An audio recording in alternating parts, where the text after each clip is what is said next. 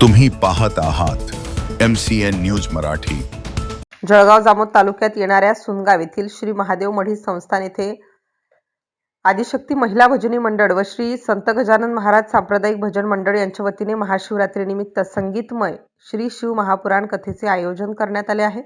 8 फेब्रुवारीला प्रारंभ झालेल्या या कथेची 16 फेब्रुवारी रोजी सांगता होणार आहे।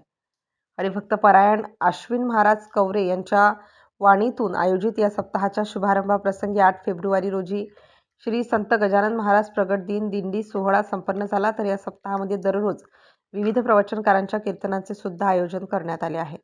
या श्री शिवपुराण महाकथेचा पंचक्रोशीतील भाविकांनी लाभ घेण्याचे आवाहन आयोजकांच्या वतीने करण्यात आले आहे। MCN न्यूज मराठीकरिता गजानन सोनटक्के, सुनगाव।